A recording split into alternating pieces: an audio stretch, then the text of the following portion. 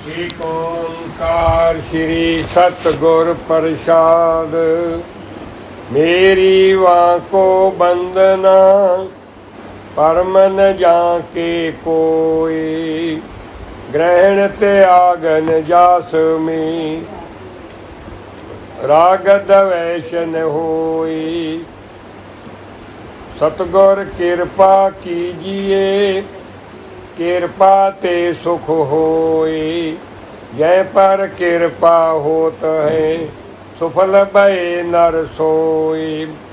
गुर की आबा देख के कमल जिमें खिड़ जाए। रसनी ताके वाक को सुनते ही सुख पाए। टहल करे गुरु संत की सहज मोह छा होई। सेवा करते संत की मानन राखे कोई। मान मुनीश्वर गल गए, मान सभी को खाए।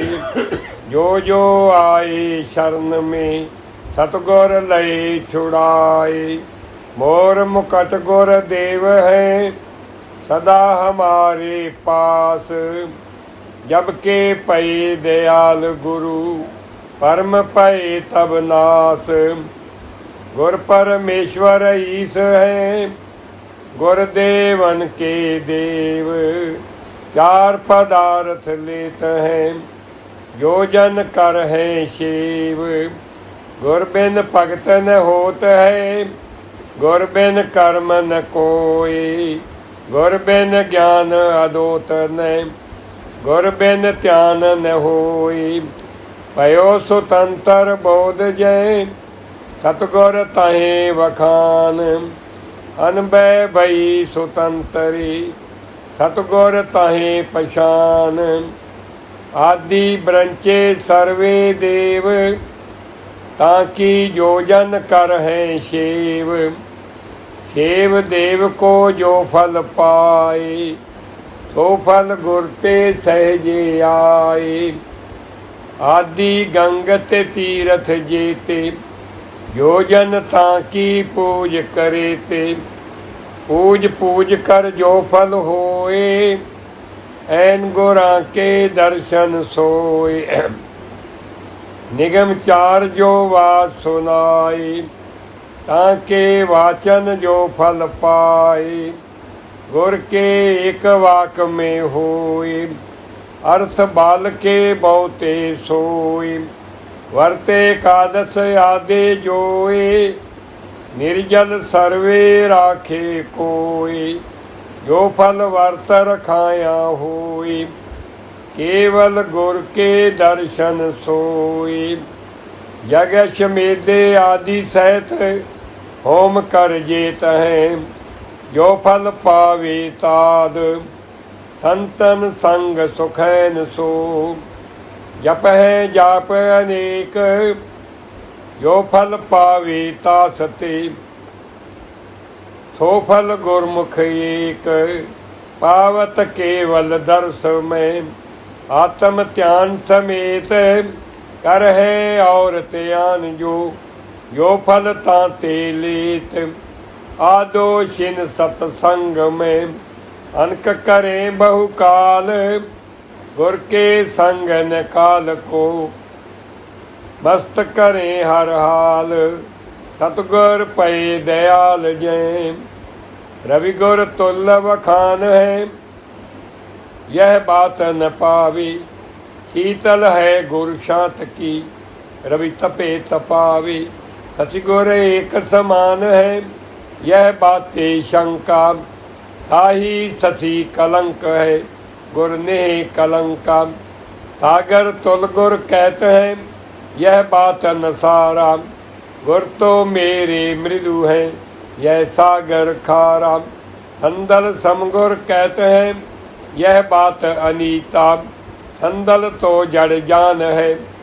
गुरु चेतन मीता, समगुर पारस पाख है। यह बात नैरागी, पारस पत्थर सून है। गुरु चेतन जागे, काम तेनु गुरु कहते हैं। यह बात अशुद्धा, काम तेनु तो पशु है। गुरु चेतन बुद्धा। कल्पतरे गुरु कहते हैं, यह बातें हासी। कल्पतरे जड़ काठ है, गुरु चेत बालासी। गुरु चेतन ईश्वर आप है, नहीं राग विरुद्धा। दास गुलाब निरंतर, गुरु सर्वे सुद्धा। संकल्प सिद्ध यह परथ में, सिद्ध करे यह जाए। वाक सिद्ध यह दूसरे, अंग सो सर्व मिलाए। दृष्ट सिद्ध यह तीसरे, चैन परे में पाए। दृष्टि लय गुरु मेरते, प्रेम करे और पाए। दृष्टि वाक संकल्प जो, त्रैसिद्ध निश्चय चीन। गुर कृपा ते होत है, सिद्ध सिद्ध कर तीन। अवरे सिद्ध पखंड है, अनुमा सिद्ध तेली। सिद्ध यथारथ तीन है, सतगुर जिसको दे। संकल्प पर्थ में जात है, दूसर वाक जनाई। तीसर दृष्ट प्रसन्नता, प्रेम करे और पाए। गुरु अंग को त्याओ है, पढ़े सुने जे कोई। अर्पण करे विचार जो, जीवन को फल होए। गुरु अंग को त्याओ है, पढ़े सुने जे कोई। अर्पण करे विचार जो, जीवन मुक्ता होए।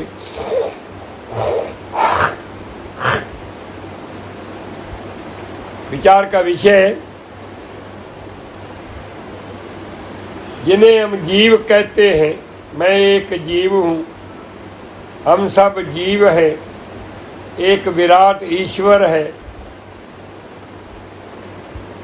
एक निराकार सत्ता आत्मा है, ब्रह्म है।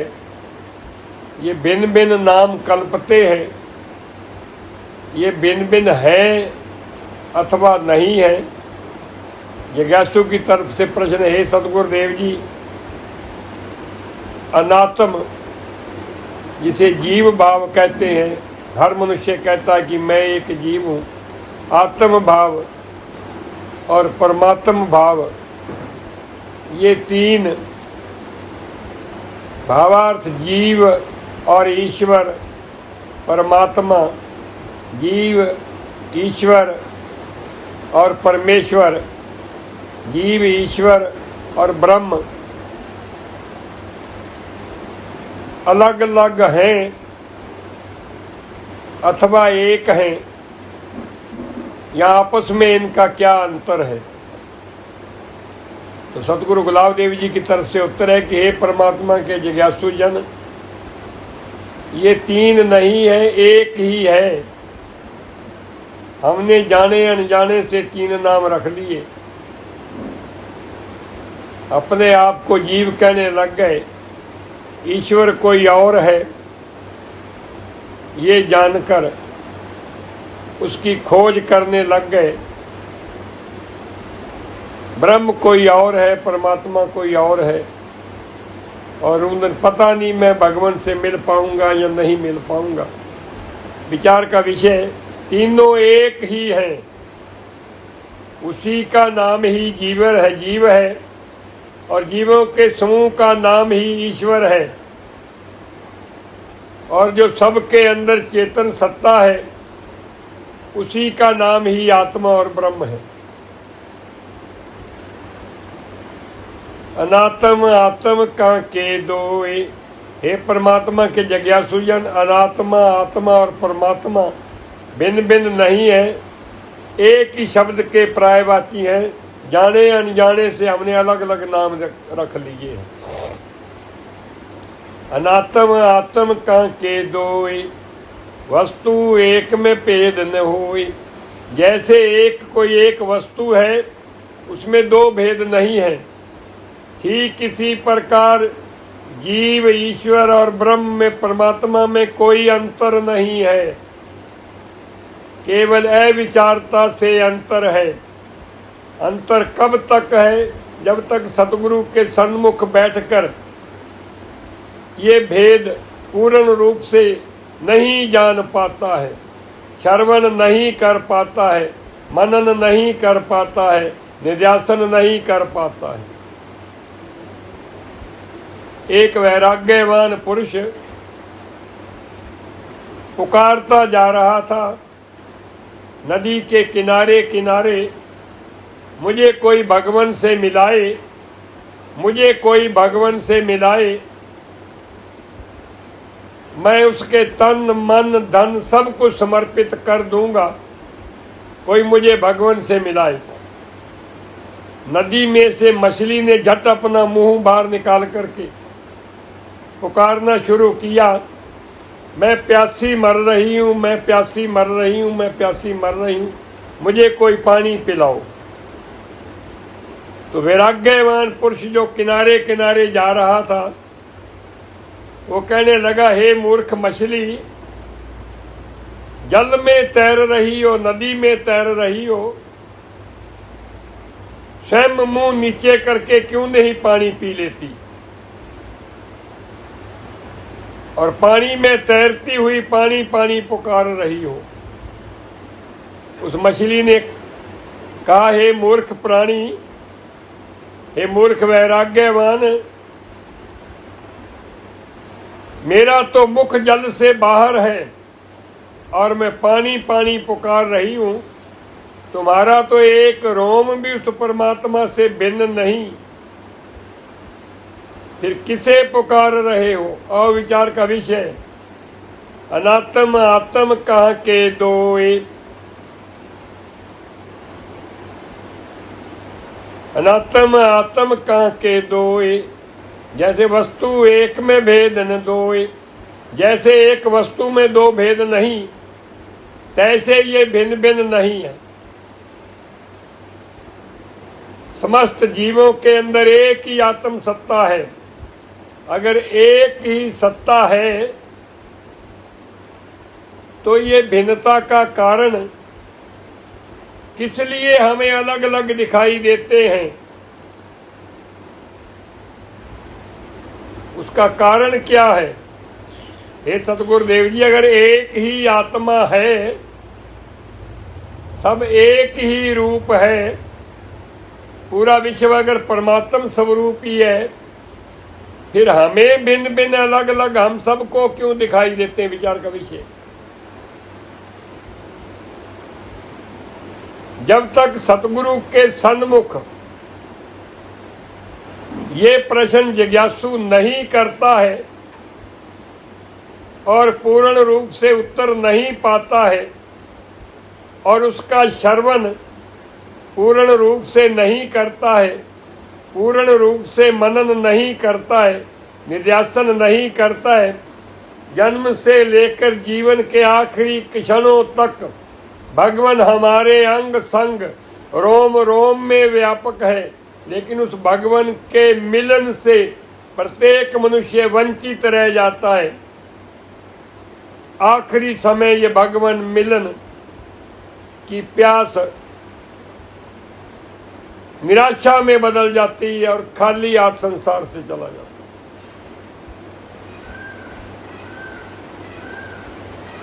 लेकिन अगर सतगुरु के सन्मुख सतगुरु की कृपा का पात्र बन जाता है तो भगवान मिलन, आनंदमय जीवन, सुखमय जीवन,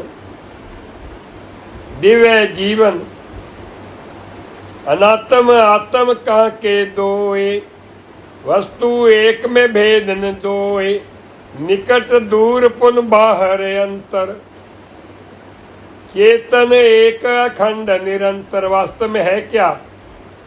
निकट दूर जो भी हमें 84 लाख योनियां, एक योनि में अनंत जातियां, एक जाति में अनंत जीव, सब हमें भिन्न भिन्न दिखाई देते हैं।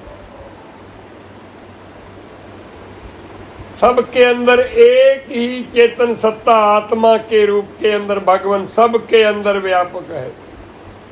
लेकिन भेद कब खुलता है? अज्ञान है हमारे अंत, अज्ञान रूपी अंधेरा है। घर में सब सामग्री पड़ी हुई है, अगर घर में अंधेरा है तो कदम कदम पर ठोकर लगती है, जिसमें हम सदा रहते हैं। सालों साल हो गए मकान में रहते हुए। ये भी एक भगवान महल है। इसमें भी अज्ञान रूपी अंधेरा है हमारे अंत।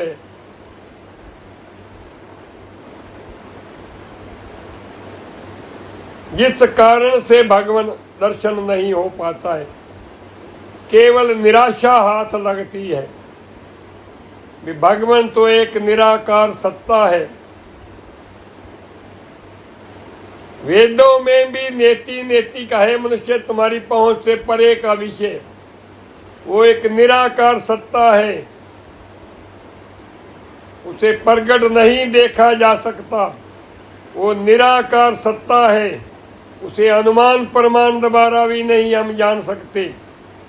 वो निराकार सत्ता है, उसकी उपमा भी नहीं हो सकती है। वो निराकार सत्ता है, शब्द के द्वारा भी भाव प्रकट नहीं किया जा सकता है। वो निराकार सत्ता है, वेदों के अर्थ से भी नहीं जानी जा सकती है।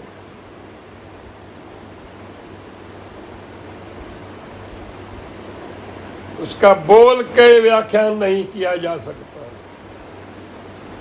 लेकिन अगर पूर्ण सतगुरु की पूर्ण कृपा के पात्र बन जाते हैं, भगवान मिलन हो जाता है, दिव्य जीवन हो जाता है। अनात्म आत्म का के दोए, वस्तु एक में भेद न दोए।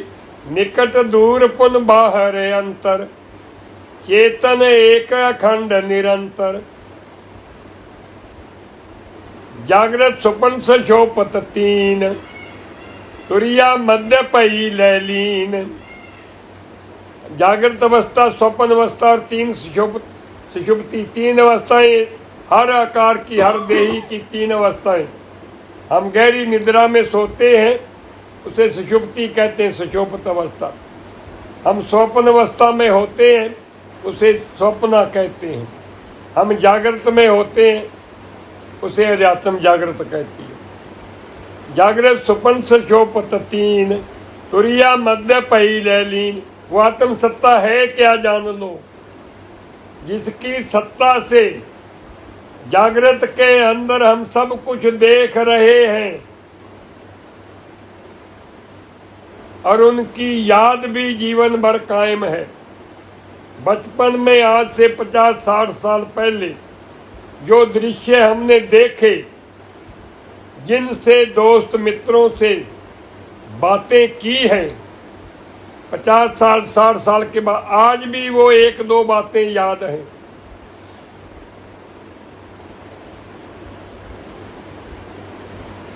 जागृत स्वप्न सशोपत तीन, तुरिया मध्य पई लैलीन। तुरिया सत्ता है, तुरिया से ही तीन अवस्थाएं पैदा होती हैं, तीन तुरिया में लय हो जाती हैं।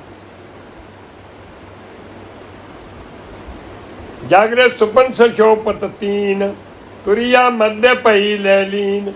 तुरिया करके ये सब पासे, जैसे बीज में बट प्रकाशे। जैसे बीज में बट है, छोटा सा बीज है, बड़ का छोटा सा बीज है। उस छोटे से बीज के अंदर विराट बड़ का तना, छाल, पत्तियां, पत्ते, टहनियां, फूल, फल सब उसी बीज में समाया हुआ है। सबसे छोटा बीज बड़ का और सबसे बड़ा वृक्ष बड़ का।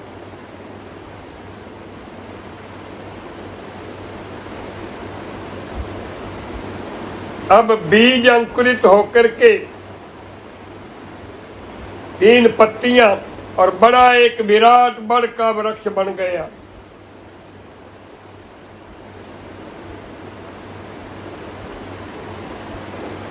आकार भेद हो गया।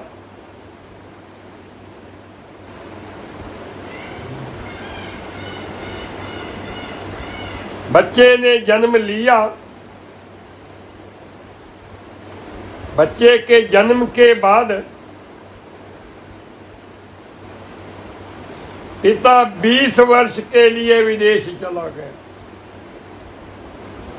20 वर्ष के बाद आया तो बच्चा विराट स्वरूप। लगे ही नहीं ये वही बच्चा है। जागृत सुपन शोपत तीन, तुरिया मध्य पही लैलीन। तुरिया करके ये सब पासे, जैसे बीज में बट पर कासे।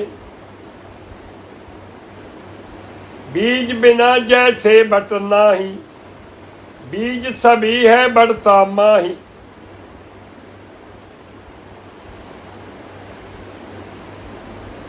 बढ़ता ताते पई कछु नाही, पई होवे ता पासे ताही।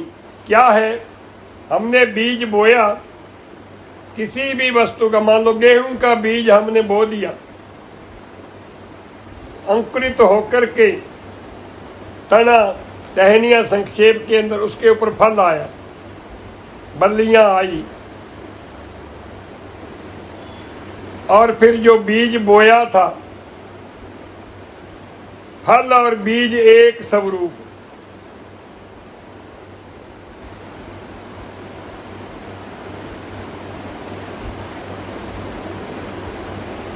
अब जो दाने ऊपर बल्लियों के ऊपर आए, जिसे हम फल कहते हैं, वो वास्तव में बीज ही है। उसे फिर बोए, फिर 3 पत्तियां, फिर तना, बड़ी बड़ी टहनियां और फिर फल।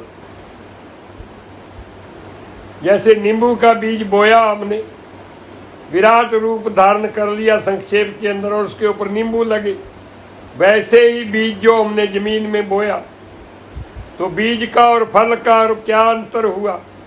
उस बीज को फिर बोया, फिर वृक्ष, फिर फल आया, फिर बीज, फिर बोया, फिर वृक्ष। तो भावार्थ, बीज और फल में, बीज और वृक्ष में कोई भेद नहीं, लेकिन बीज का आकार छोटा होने के कारण विराट स्वरूप को भूल गया, मैं कोई और हूं और वृक्ष कोई और है।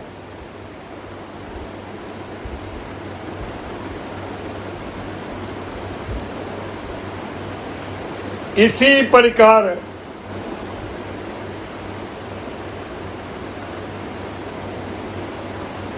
जागृत सुपन शोपत तीन, तुरिया मध्य पही लैलीन। तुरिया करके ये सब पासे, जैसे बीज में बट पर कासे। बीज बिना जैसे बट नाही, बीज सभी है बढ़ता माही। बढ़ता ताते पई कछु नाही, पई होवे ता पासे ताही। बीज और वृक्ष में कोई भेद नहीं, बीज से वृक्ष, वृक्ष से फिर बीज, बीज से वृक्ष, वृक्ष से फिर बीज, कोई भेद नहीं। लेकिन उल्ट बीज अपन बट खोजे। बीज को ये भ्रम हो गया, अब बीज को भ्रम हो गया, मैं कोई और हूं और वृक्ष कोई और है, वट कोई और है। अपने बीज स्वरूप को लगा ढूंढने।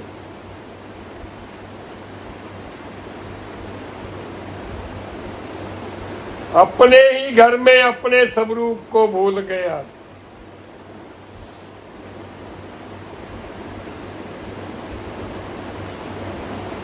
उल्ट बीज अपन बट खोजे, खोज न पावे आवे रोजे।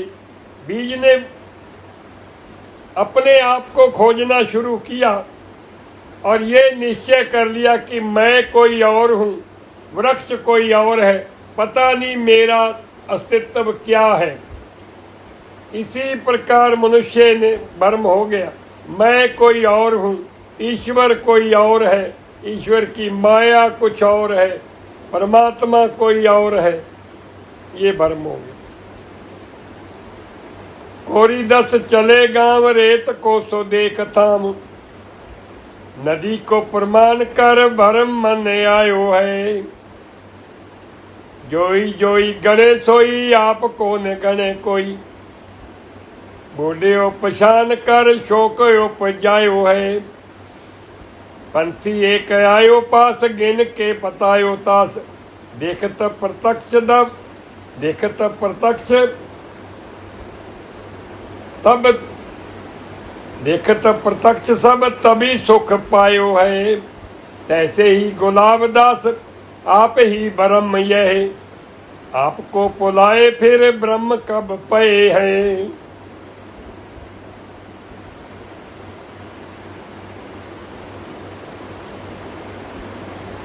दस कोरी 10 भाई किसी काम के लिए घर से निकल पड़े।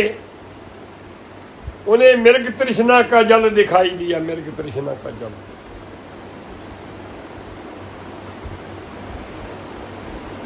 रेत का टीला सूर्य की गर्मी से ऐसे चमकता है जैसे नदी है, कोई अथाह जल है। दोपहर के समय जब मृग भी प्यासे होते हैं, रेत का स्थल टीलाओं में नदी लगता है, दौड़ते हैं। वो नदी नदी नदी नदी नदी, वो छाया आगे से आगे से आगे, बेचारे वहीं जान दे गए।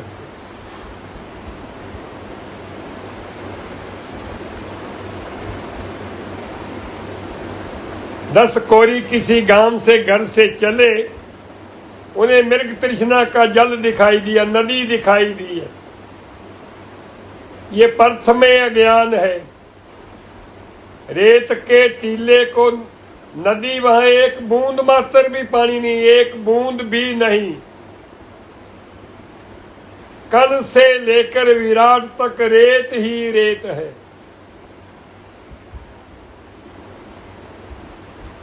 रेत के टीले को नदी मान बैठे, ये पर्थ में अज्ञान है।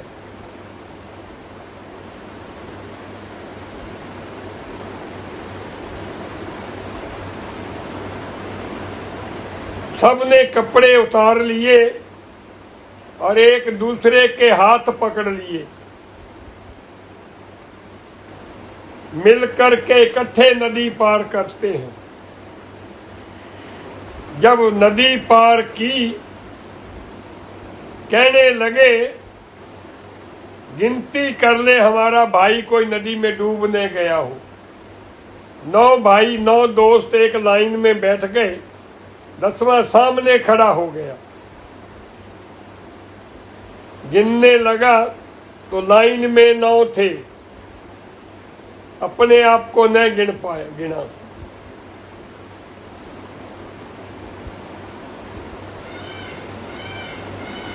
उसने कहा हम 9 हैं, हमारा एक भाई नदी में डूब गया। दूसरे ने कहा मैं गिनता हूं, वो वहां बैठ गया उसकी जगह। इस प्रकार बारी बारी 10 ने, 10 में से एक सामने खड़ा हो जाए, 9 लाइन में बैठे रहे। उन 9 को गिने, अपने आप को न गिन पाए। ठीक यही स्थिति हर मनुष्य की है। कण कण में भगवान मानता है, अपने आप को भगवान से भिन्न मानता है।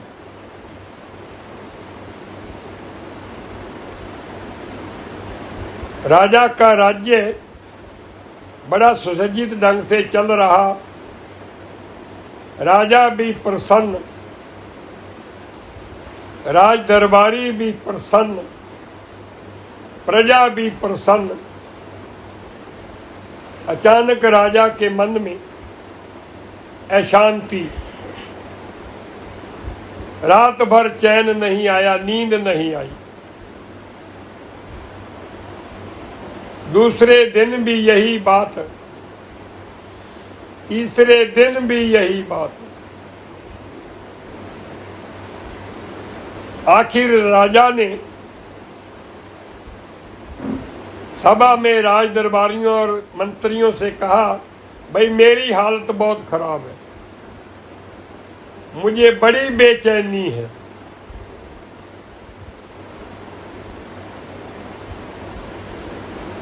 उन्होंने विचार किया, राजन आप भगवान का सिमरन नहीं करते हैं।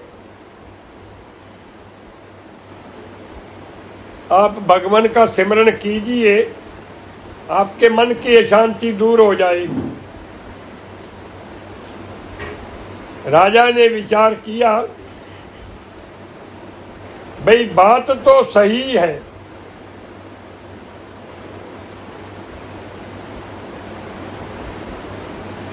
क्यों ने जो सृष्टि के प्रतिपालक विष्णु देव हैं, विष्णु जी, मैं उनका ध्यान धरूं, तपस्या करूं और उनके आशीर्वाद से मेरे मन में शांति निश्चित ही होगी, क्यों मैंने आज तक सिमरन किया ही नहीं है नारायण देव का। अर्धरात्रि के समय राजा बिना बताए किसी को चलता चलता ऊंचे पहाड़ी पर जाकर के समतल जगह बराबर साफ जगह देख करके बैठ गया। 4 धूनियां चारों तरफ लगा ली। 5वीं सूर्य की तपत, हे नारायण देव, हे विष्णु देव, मुझे कब दर्शन दोगे, मुझे कब दर्शन दोगे। राजा 12 वर्ष तक तपस्या करता रहा। 12 वर्ष की तपस्या के बाद एक दिन राजा को लगा तपस्या के समय कोई मेरे सामने खड़ा है। राजा ने आंखें खोली तो साक्षात नारायण विष्णु देव खड़े हैं। राजा ने नमन किया। नारायण देव ने कहा, विष्णु देव ने, कहो राजन, किस लिए पुकार रहे हो, कहो तुम्हारी क्या इच्छा है, क्या चाहिए तुम्हें, मांगो क्या मांगते हो। हे नारायण देव, हे विष्णु देव, भगवान, मेरे पास किसी वस्तु की कोई कमी नहीं है, केवल मैं आपका दर्शन चाहता हूँ। जब मेरी इच्छा हो मैं आपका साक्षात दर्शन कर पाऊँ, बस राजन, इतना ही काम है। ये जले विष्णु, ये थले विष्णु, ये अग्नि विष्णु, वायु विष्णु, आकाश विष्णु, पर्वत विष्णु, पहाड़ विष्णु, सरोवर विष्णु, जन जन विष्णु, सब मेरा ही स्वरूप है। तुम मुझे जिस रूप में देखना चाहोगे, 84 लाख योनियां सब मेरा ही रूप है, तृण पर्वत आदि सब मेरा ही रूप है, नदियां नाले सागर समुद्र सब मेरा ही स्वरूप है, सूर्य चंद्र तारे ससमार चक्कर आदि मेघमाल आदि ये सब मेरा ही स्वरूप है।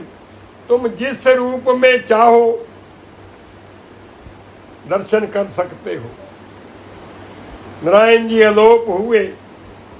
राजा बहुत प्रसन्न, भी आज मेरा भाग्य खुल गया। साक्षात विष्णु जी ने स्वयं दर्शन दिए और पूरे जीवन भर के लिए मुझे एक दर्शन पाने का मार्गदर्शन स्वयं ही भगवान ने आप ही करवा दिया। आ रहा है रास्ते रास्ते आते आते दूसरे रास्ते से जाने लगा। दत्त अवधूत जी बैठे थे और वो सत्संग चल रहा था, प्रवचन कर रहे थे। राज्य का जो भी नागरिक राजा को मिले, राजा हाथ जोड़ करके नमन करे, हे नारायण देव, हे विष्णु देव, मेरा आपको कोटि कोटि नमन, मैं आपको कोटि कोटि नमन करता हूँ, करोड़ों बार नमन करता हूँ। हर आकार को विष्णु समझे, जन जन को विष्णु समझे, क्योंकि भगवान ने यही बात तो कही थी उसे। दत्त अवधूत जी को कहने लगा, हे नारायण देव, हे विष्णु देव, कोटि को आपको नमन, कोटि कोटि नमन। नमस्कार करके ये शब्द कह करके नीचे बैठ गया सभा में। सत्संग समाप्त हुआ। दत्त अवधूत जी ने पूछा, सुना है राजन तुम्हें भगवान का मिलन हुआ है, नारायण का दर्शन हुआ है। कहो तुमने किस रूप में भगवान के दर्शन किए हैं। महाराज,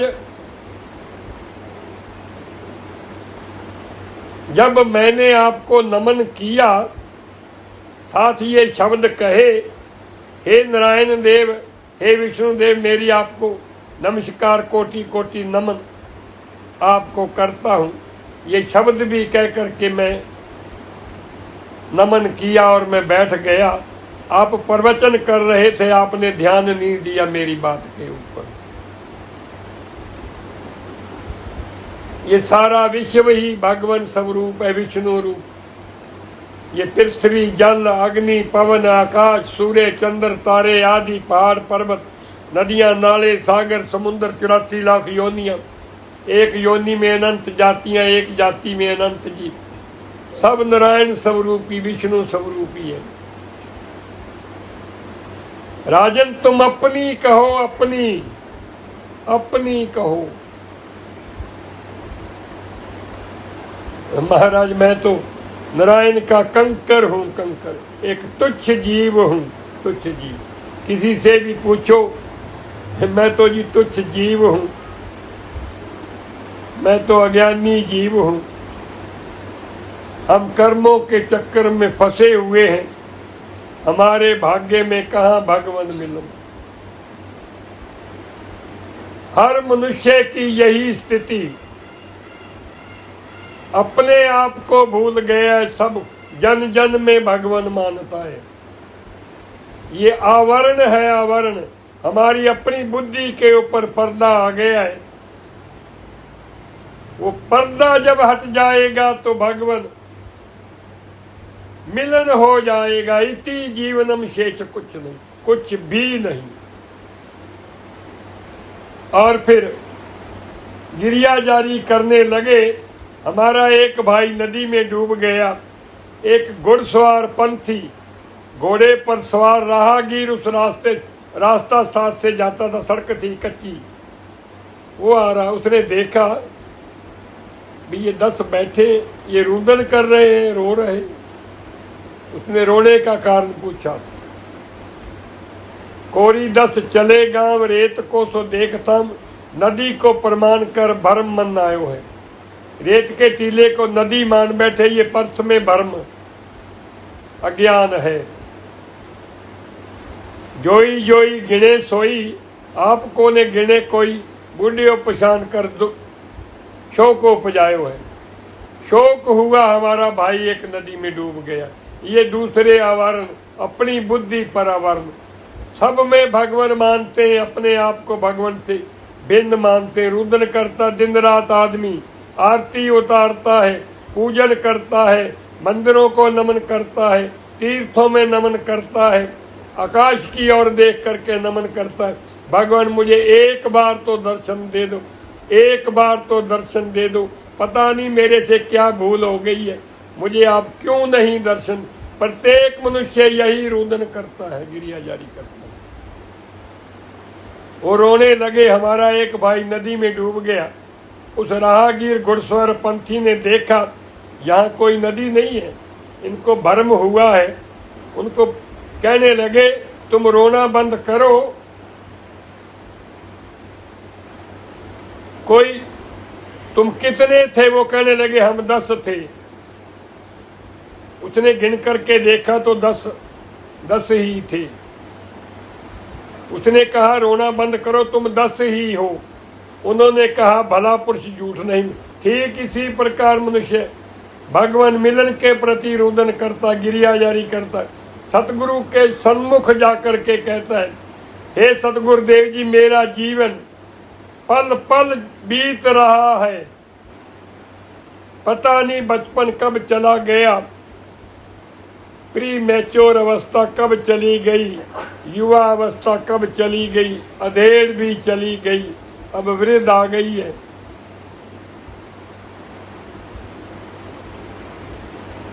लंबा समय बीत गया, शेष थोड़ा रह गया। मैं भगवान मिलन चाहता था, लेकिन आज तक नहीं हो पाया है। मुझे नहीं लगता सतगुरु मुझे भगवान मिलन हो जाएगा। ये रुदन करता गिरी। वो कहते कुछ ही नहीं है, तुम भगवान से भिन्न नहीं हो, भगवान तुम्हारे से भिन्न नहीं है। गिरिया जारी करता है।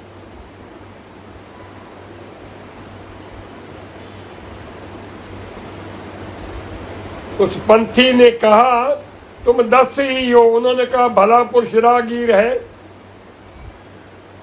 हो सकता हम 10 ही हो।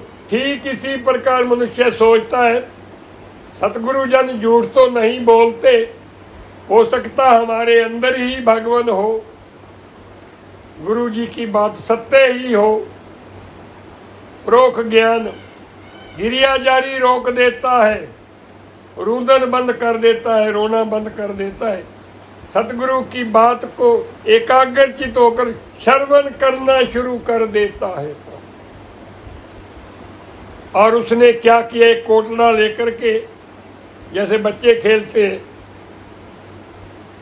ऐसा उसने एक कपड़े का कोटला बना करके 1 2 3 4 10वां तुम, 9 को लगा कर कहा 10वां तुम, 10वें तुम हो।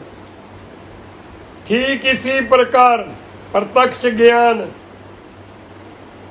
सतगुरु फरमाते हैं कि सबके अंदर तुम भगवान मानते हो, अपने में नहीं मानते हो। तुम भी भगवान से भिन्न नहीं हो। लेकिन कैसे? ये नखशिखा पर्यंत देही एक जीव वस्तु, ये 5 तत्वों की देही तुच्छ देह अभिमान मिट गया है। सतगुरु से सर्वज्ञता की लक्ष्यता पा ली है। सब जीवों के समूह को ईश्वर कहते हैं। जीव और ईश्वर में कोई अंतर नहीं है। ये त्रिपद का ज्ञान श्रवण करता है, मनन करता है, निध्यासन करता है।